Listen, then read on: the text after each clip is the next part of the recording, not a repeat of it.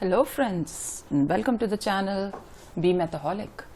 Again I have come with chapter 1 set theory of NCERT, and today it's the sixth part of this video on this chapter, and in this video I'm going to discuss some practical problems, that is application based problems on sets, and besides that we are going to discuss some problems which can be solved through Venn diagrams and formula. So let's see, as I said and as I mentioned over here कि हम कुछ practice problems करेंगे जो Venn diagram based होंगे और कुछ formula based होंगे, तो दोनों तरीके से you have the option to solve all the practical problems. So let's study what actually the formula is for solving the application problems and how you will be solving the application problems through Venn diagrams. Okay, both the things we'll be discussing in this chapter. So let's start studying the concept. As you can see over here that I have taken a Venn diagram over here. आप देख सकते हैं, I have shown it over here. A Venn diagram is here, and here as you can see this is the rectangle which is showing the universal set, and here as you can see यहाँ पर आप देख सकते हैं ये universal set को show कर रहा है. And let us take these two sets as set A and set B. Okay, now as have been discussed earlier, I can say अगर हम कहें कि ये part जो है, what is this part being shown? This part is considered as only A. इसको हम क्या बोलते हैं? Only A. Or in general this part is depicting A minus B. Similarly, if I want to show some other part, then this part is shown as only B. अगर हम दो sets की बात करें तो ये पार्ट क्या show कर रहा है? This part is showing only B, or it can be represented as B minus A.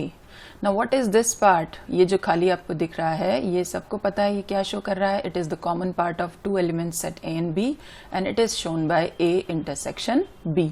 Okay, so ये तीनों चीज आपको दिख रही है. Now one thing also you know that A union B हमको डिस्क्राइब करना होगा, तो इसका मतलब क्या है? सारे एलिमेंट्स A और B के, मतलब अगर मैं A यूनियन B को डिस्क्राइब करूंगी तो A यूनियन B को हम किस तरह से लिख सकते हैं?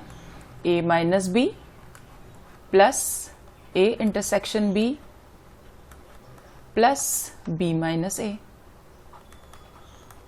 ओके, समझ में आ रहा है सबको? ये जो रेड वाला पार्ट है A माइनस बी पार्ट, ये इंटरसेक्शन का पार्ट, और ये B माइनस A पार्ट, तीनों मिला के हमें क्या शो कर रहे हैं? यहाँ पर A यूनियन B कर रहे हैं.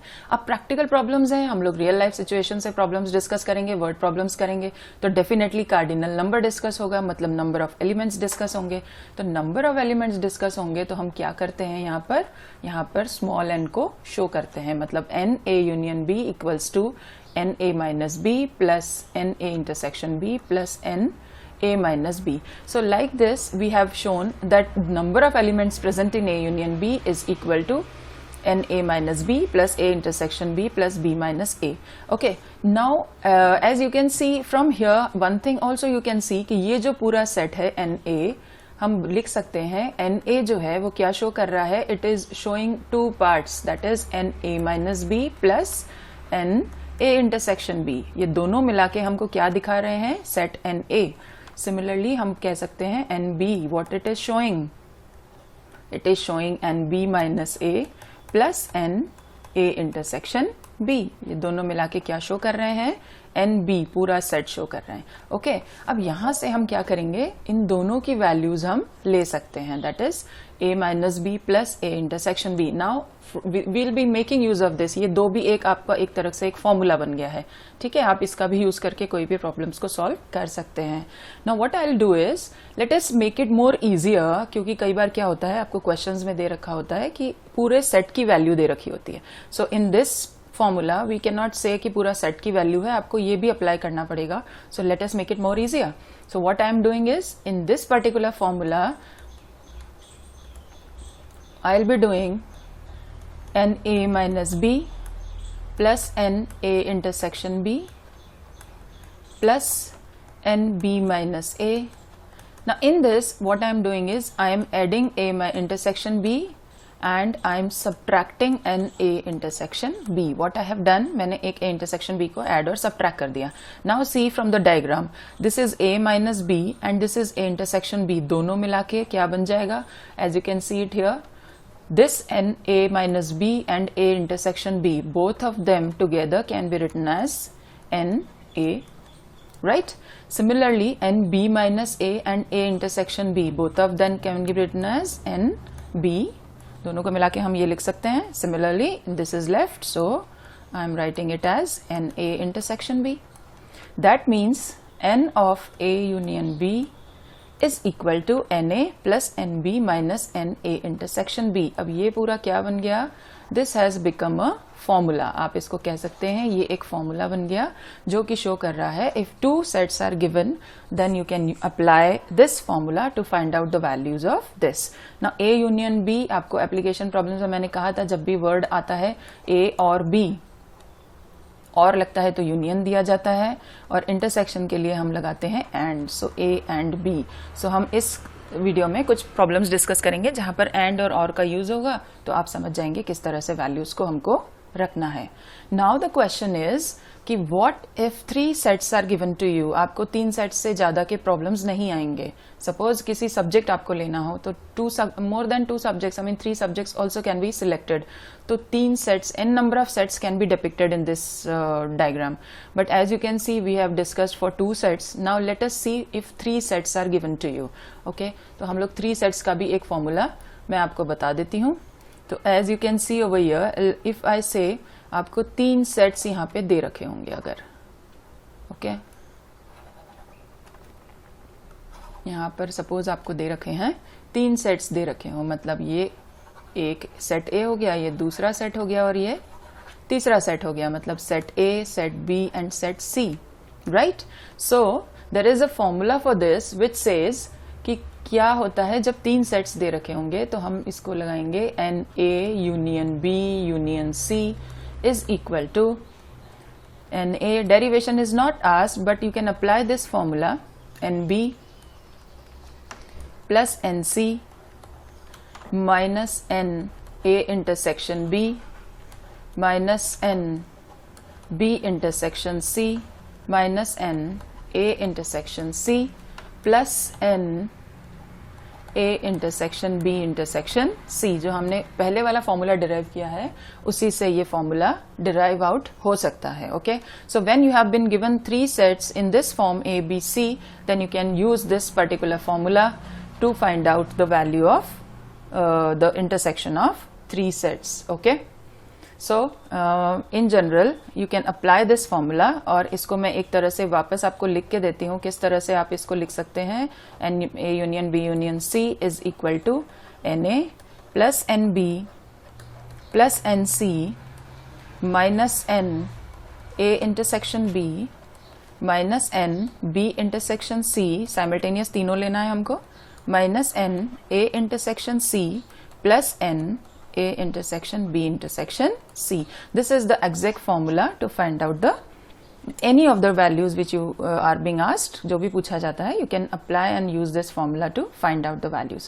But it's always difficult to find out the values when it comes to 3 sets. Remember, exams में usually आपको 3 sets से related questions पूछे जाते हैं. So if you are using this formula, at times it becomes difficult. तो हम क्या करेंगे, इसका थोड़ा easier method निकाल लेते हैं. easier method मतलब through Venn diagrams by taking certain different values, जिससे हम इसको easily solve कर सकते हैं formulas के अलावा भी. तो चलो देखते हैं next कुछ examples जिसको हम दोनों तरीके से discuss करेंगे. Now see, मैंने यहाँ पर एक फॉर्मूला लिया है. देखो यहाँ पर एक क्वेश्चन लिया है. This I have taken. In a group of 400 people, 250 can speak English and 200 can speak English and 250 can speak Hindi. How many people can speak both Hindi and English? Now see, यहाँ पर हम क्या करते हैं, एक when diagram से इसको मैं दोनों तरीके से आपको सॉल्व करके बताऊंगी. फॉर्मूला से भी कर लेंगे और इससे भी कर लेंगे. अब यहाँ पर A और B सेट की जगह हम क्या लेंगे, हिंदी और इंग्लिश. ओके, तो यहाँ पर मैं आपको यहाँ पे हम इसको थोड़ा सा हिंदी और इंग्लिश का नाम दे देते हैं instead of A and B, because they have shown it Hindi and this is English. 2 sets are given. 250 can speak English. Now, if I say I have the formula for this, अब मैं normal formula को कैसे convert कर देती हूँ, देखो इसका solution हम डिस्कस करते हैं अभी। नॉर्मल फॉर्मूला को कैसे डिस्कस इसको कर लेते हैं, NH union E is equal to NH plus NE minus NH intersection E। Okay, तो NH यहाँ पर दे रखा है 250 कैन स्पीक हिंदी, यानी पूरे हिंदी कितने लोग पढ़ते हैं, 250 पीपल आर स्पीकिंग हिंदी, ठीक है। एंड 200 कैन स्पीक इंग्लिश, तो यहाँ पर 200 लिख देते हैं, पूरा 200 की बात हो रही है। How many people can speak both Hindi and English, अब ये ग्रुप ऑफ 400 पीपल है, 400 मतलब हिंदी और इंग्लिश दोनों मिला के कितने लोग हैं, 400 people are there. That means H union E is given as 400। आपको निकालना है हिंदी एंड इंग्लिश, एंड मतलब intersection, so you have to find out H intersection E. So let's see, H intersection E will be equal to what, 250 plus 200 minus 400. So आपके पास मिलेगा 450 minus 400. So intersection is coming out 50. समझ में आ गया सबको? ये हिंदी और English दोनों जो पढ़ते हैं, कॉमन मतलब ये वाला पार्ट, ओके, ये पूरा पार्ट क्या शो करेगा, जो दोनों पढ़ते हैं वो कितने लोग हो गए, 50। अब इसका सेकंड मेथड देखते हैं हम किस तरह से सॉल्व करते हैं। तो सेकंड मेथड क्या करेंगे, सेकंड मेथड के लिए what we'll do is we are going to represent the parts of these two sets as ABC। आप कुछ भी ले सकते हैं, तो मैंने क्या किया, ये जो ओनली हिंदी पार्ट है इसको A से रिप्रेजेंट किया, इसको B से किया और इसको C से कर दिया।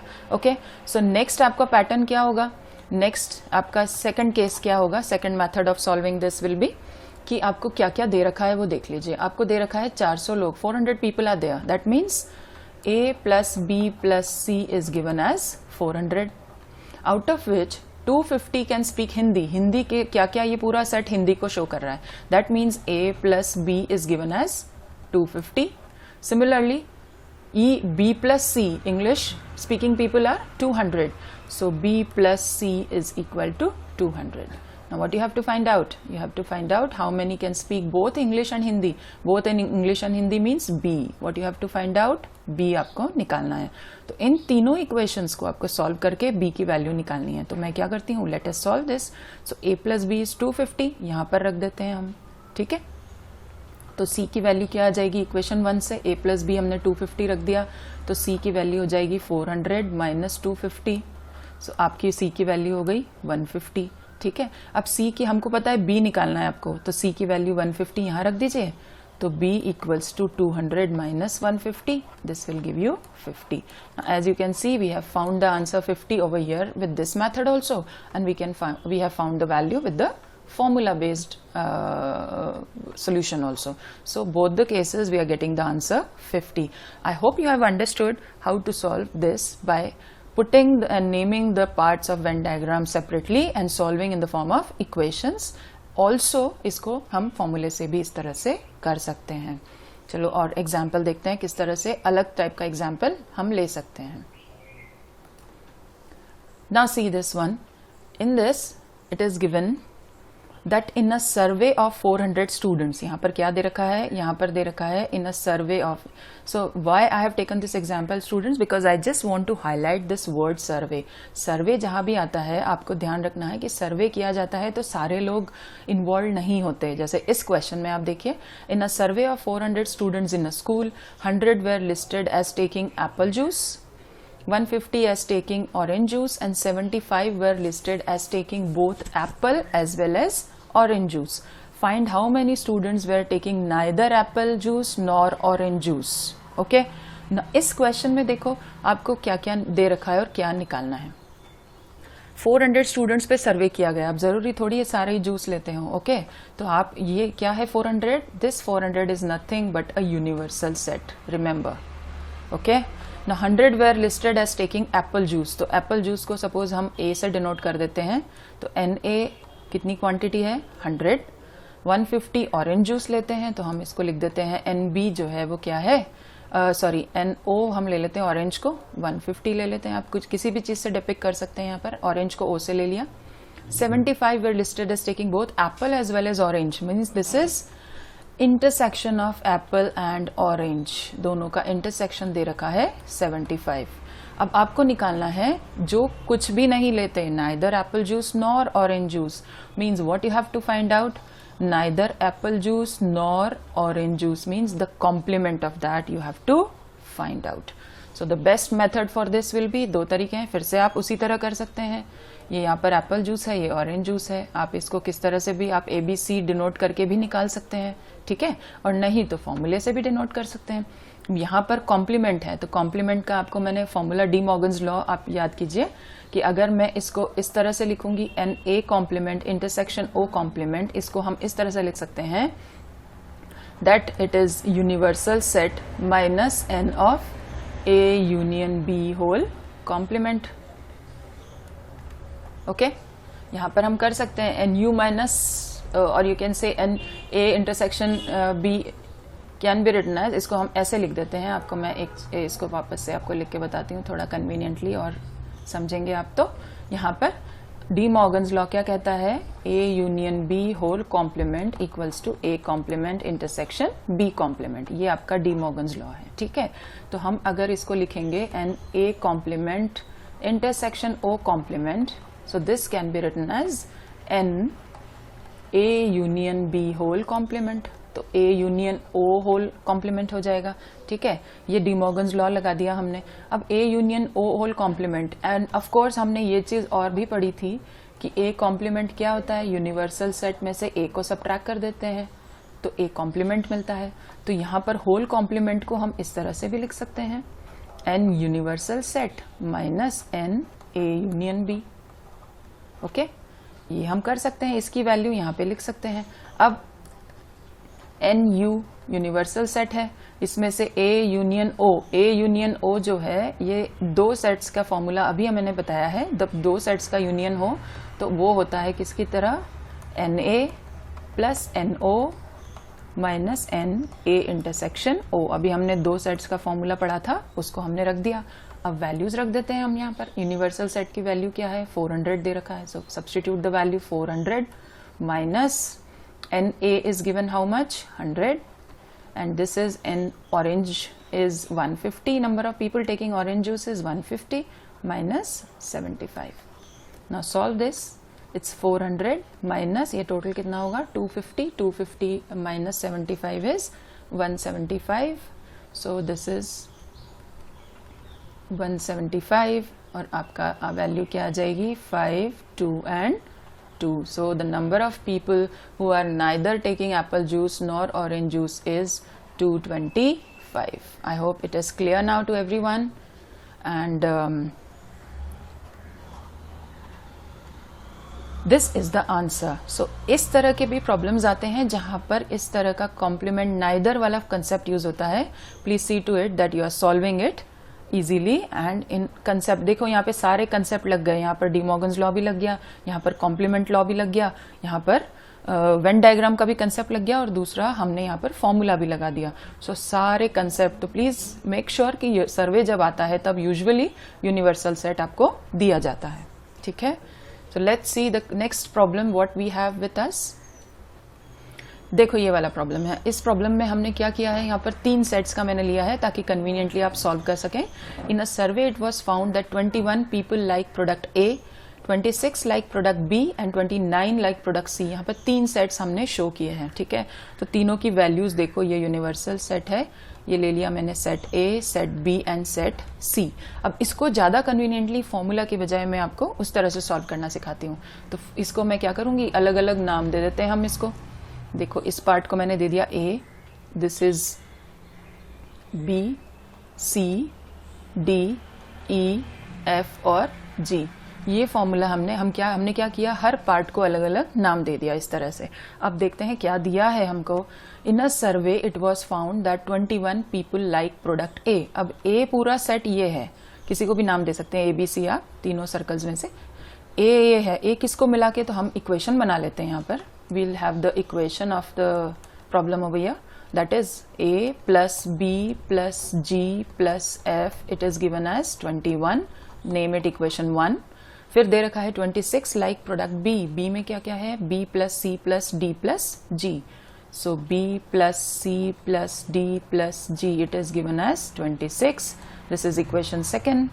Then 29 liked product C. So C is E plus F plus G plus D.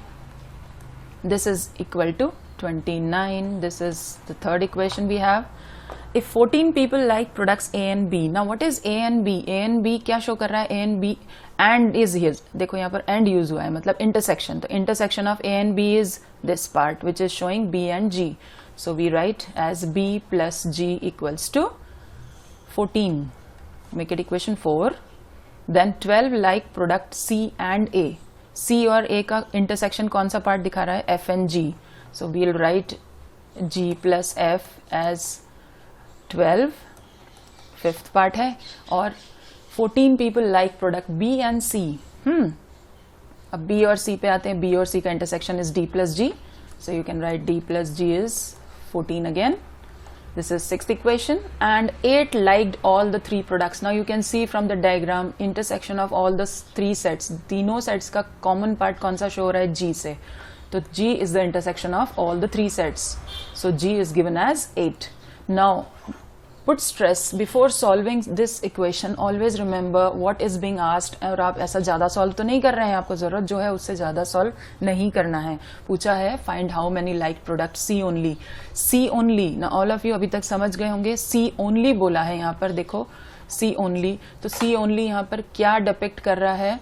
C only is depicted by this part E. So what you have to find out is E.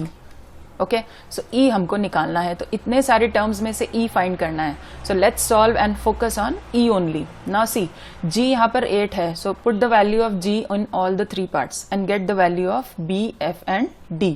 So if I am putting the value of G, यहाँ पर 8 रख दिया हमने यहाँ पर, तो B की value क्या आ गई? B will be 6. Okay, G अगर मैंने यहाँ पर 8 रख दिया तो F की वैल्यू क्या आ गई? F will be 4.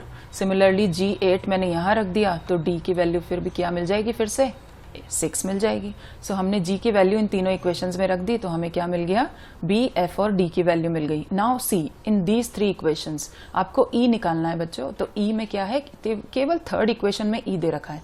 तो F, G और D की वैल्यू देखो, F, G की वैल्यू हमारे पास है और D की वैल्यू ये रही. तो तीनों वैल्यूज जब हमारे पास है तो हम क्या करेंगे? केवल इक्वेशन 3 से डील करेंगे यहाँ पर. Okay, so let's find out and put the values. So E हमको निकालना है. F की वैल्यू है 4 और G की वैल्यू 8 है ही, और यहाँ पर D की वैल्यू क्या है? 6 इक्वल टू 29. हमने क्या लिया? इक्वेशन थर्ड को हमने यूज किया है. सो 8 एंड 4 12, 12 एंड 6 18. 18 को हम क्या करेंगे? ये आपको क्या देगा? E will be 29 minus 18 which will give you 11. So your answer is 11. मतलब कितने बच्चों ने, आप कहेंगे how many like product C only? So product C is liked by 11 students. So this is the best way to solve. Please remember, ये easy तरीका है because आप linear equations जानते हैं, how to solve the simple equations. So this is the best method to solve and get the answer in a very quick manner. Okay? इसी question में आपको ये 2 इक्वेशंस हमको यूज ही नहीं करनी है यहाँ पर. Please see to it, even though you have written it but you will not make use of it because इसको पूछा ही नहीं गया है. ठीक है, सो इसी क्वेश्चन में अगर पूछा जाता कि how many like exactly one of the 3 products, अगर एक क्वेश्चन को इसी को थोड़ा ट्विस्ट कर देते और पूछते इसी क्वेश्चन में how many like exactly one of the 3 products, तो आप क्या करते? Exactly one of the 3 products कौन कौन सा शो कर रहे हैं? A, C और E. तो तब आप क्या करते? A plus C plus E की वैल्यू तीनों को ऐड करके आंसर निकालते. तब हमको क्या जरूरत पड़ती? इन दोनों इक्वेशंस को भी सॉल्व करने की जरूरत पड़ती. सो जितना पूछा जाएगा प्लीज उतने पे ही फोकस करके अपना टाइम सेव करेंगे सब लोग. ऑलराइट, अब कुछ इंपॉर्टेंट मैं आपको बताना चाहूंगी. अगर आपको फिर भी कई बार क्या होता है, इसको आपकी डायरेक्ट वैल्यूज दे रखी होती हैं तो उसको आपको कैसे समझना है. तो see in the next slide, as you can see over here. ये बहुत इंपॉर्टेंट स्लाइड है, प्लीज इसको नोट कर लेना सब लोग. जब 3 सेट्स दे रखे होते हैं यहाँ पर A, B and C, as you can see A, B and C. So अभी मैंने आपको स्मॉल ABC से प्रीवियस वाले प्रॉब्लम्स में वेन डायग्राम से सॉल्व करके बताया. ओके, बट समटाइम्स क्या है, sometimes you have been given the values in terms of this. आपको इस तरह से वैल्यूज दी जाती हैं तो आपको क्या, किस तरह से इनको नोट करना है.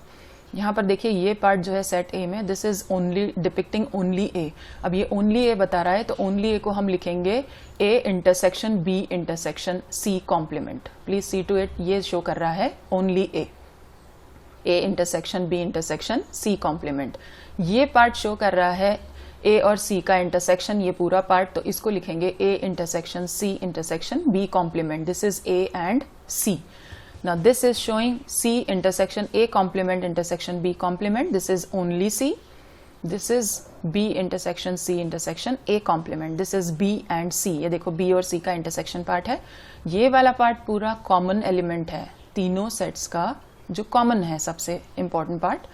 तो इसको हम शो करेंगे। ये क्या शो कर रहा है यहाँ पर? ये शो कर रहा है आपका intersection of three sets. That is intersection of three sets, intersection of all the three sets.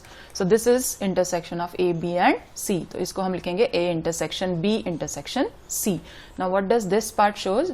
This part shows only B intersection A complement intersection C complement. कई बार इन वैल्यूज इस इन टर्म्स में भी आपको values दी हुई होती हैं। ये आपको इस तरह से सारी वैल्यूज मैंने बता दी। And what is this? ये यूनिवर्सल सेट है। ये तीनों का यूनियन क्या कहलाता है? A union B union C. उसमें से हमने यूनिवर्सल में से A union B union C हटा दिया तो क्या मिलेगा? A union B union C whole complement. So please remember this always that what you are getting when you are getting the values, आप इसको इस तरह से ना समझे कि हमें तो आ ही नहीं रहा है। Please remember that this is to be shown in this form. So I hope this application problem concept is clear to all my students, and we'll watch out some more problems based on properties. So in my next video I'm going to deal with some more problems specially based on properties and De Morgan's law. So that will be the basic practice problem video. So keep watching the channel, be Mathaholic. Thank you so much.